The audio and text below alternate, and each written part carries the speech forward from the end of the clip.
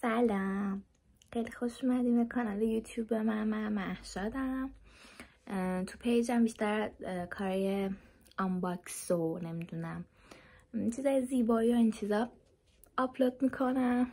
خوشحال میشم پیج منو چنل منو داشته باشین. از اینجا با اینستاگرام قاطی میکنم. چنل من داشته باشین. طبق حال ویدیو قبلی با هم دیگه ویدیو آنباکس که داشتیم، من لباسامو با هم دیگه باز کردیم. قرار شد که توی ویدیو مجزا من استایلشون کنم که حالا توی این ویدیو میخوام با هم دیگه استایلشون کنم. امیدوارم دوست داشته باشین. لایک و کامنت و سابسکرایب یادتون نره دیگه. حالا نظر بدین ببینین حالا طبق اون چیزایی که من پوشیدم میپوشم چی با چی ست میشه و اینا تو کامنت حتما بهم بگید. با هم دیگه استایل کنیم، با هم دیگه خوشپوش بشیم. دیگه همین. یه مشخصه من نوشابه و پیتزا و اینا خوردم دیگه. من به یه حالت زندگیم داره پیش میره. شام و نهارم همه یکی شده. یعنی من شام و نهار یه وعده میخورم، صبحونم که اصلا هیچی، فقط مثلا شب بیدار شم قهوه خور که اصلا نیستم، قهوه اینا دوست ندارم بخورم. من مثلا لاته و اینا میخورم که تو شیر داشته باشه. بیشتر مثلا شیرموز میخورم یا شیر قهوه میخورم، شیر کاکائو میخورم، اینا میخورم. لاکچری هم من خیلی میدونین دیگه. همین. چند نفر از دوستام و اینا که فیدبک میدادن به نه حالا تو ویدیوهای بعدی بیشتر مفصل‌تر دربارش صحبت میکنیم، ولی خب الان گفتم بهتون بگم. یه سری فیدبک ها من دارم از ویدیوهایی که میگیرم. بهم میگن که خیلی آروم صحبت میکنی تو ویدیوات. من آروم صحبت میکنم تو ویدیو.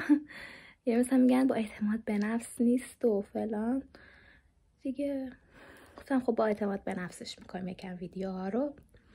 و اینکه حالا شعر و شیطونیمون که تو بیرون داریم و توی فضای مجازی هم میاریم، چون من اصلا آدم آرومی نیستم. خیلی خیلی شیطونم، خیلی خیلی، یعنی یه چیزی خیلی بیشتر.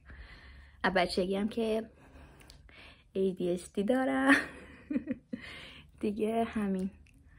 حالا توی ویدیو رنگ کردن مومم براتون گرفتم، هنوز ادیتش نکردم دیگه. گفتم فعلا این ویدیو رو براتون بذارم، ویدیوی آنباکس چیز استایل کردن.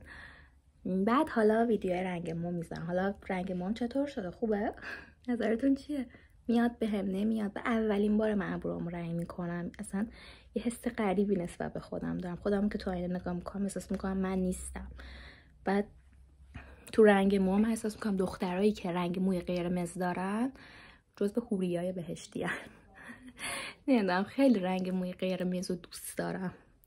کارتون مورد علاقه هم تو بچگی آنی شرلی بود. همه مثلا میگفتن نه بابا لاین دراز باحال‌تره فلان. من آن شرلی دوست داشتم. آن شرلی با موهای قرمز، اسم انیمیشن بود ولی موهاش نارنجی بود. ولی حالا ما هم موهای نارنجی و هم موهای قرمز رو به عنوان آن شرلی میگیریم در نظر. هر کی موهاش نارنجی، هر کی موهاش قرمز. دیگه همین. بریم که داشته باشیم. فعلا که نه، بریم که داشته باشیم. خب گفتم بیام جلو آینه ببینین منو. خیلی گرم شده بود موم، بالا بستم یه به بستگی زشت شدم. اولین آیتم اینه، این شلوار است. کپش و اینا همه چیش خیلی اوکی. خب با این کفشم پوشیدم ست شد، خیلی خوب شد. فقط بالا تنه فکر کنم هم با این میاد. همین که چون آبی روشنه، من نمیدونم آبی روشن معمولا با چیا ست میکنن. خب مثلا لی و مشکی خب با همه چی ست میشه آسونه، ولی آبی روشن واقعا هیچ نظری ندارم که با چی ست میشه. دیگه بهم کمک کنید بگید آبی روشن واقعا با چی شما ست میکنید، منم با همون ست کنم. بریم مورد بعدی. مورد بعدی این همین بولیزه که گفتم یقش رو خیلی دوست داشتم. این شکلیه. اینو گرفتم. خیلی واقعا مدل یقاش رو دوست دارم. مثلا یه گردن بندم بندازی خیلی خوشگل میشه با این شلواره. این از کتون بود. کپه اینم خیلی دوست دارم. حالا با این میخوام کمربند بیشتر استفاده کنم، ولی خب اینم خیلی خوب بود. بگید دیگه این بولیز یقه هایی که این مدلیه بیشتر به نظرتون با چه شلوارایی ست میشه؟ تنگ اسکینی یا مثلا همین مدلی باز یا مام یا پاچه گشاد؟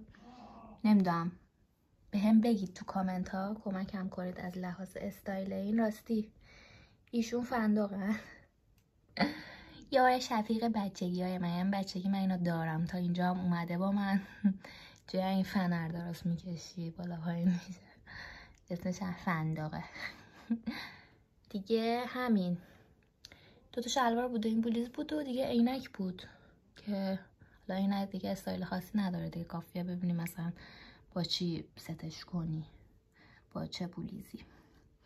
دیگه همین دیگه. فقط مون یه دونه لگم با این کمربنده که خب این کمربنده راحت میشه ست کرد دیگه، هر شلواری که میخوای اکسسوری خاص خودشو داشته باشه با این کمربنده ست میکنم. و این لگ اویشو که خب دیگه همه رو راحت میتونی آدم لگ بپوشه اینا.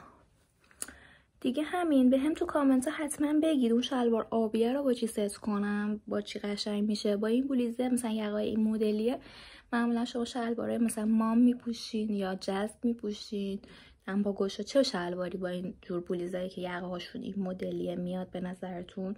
کمکم کنید. امیدوارم از این ویدیو خیلی خوشتون اومده باشه. خیلی خیلی دوستتون دارم.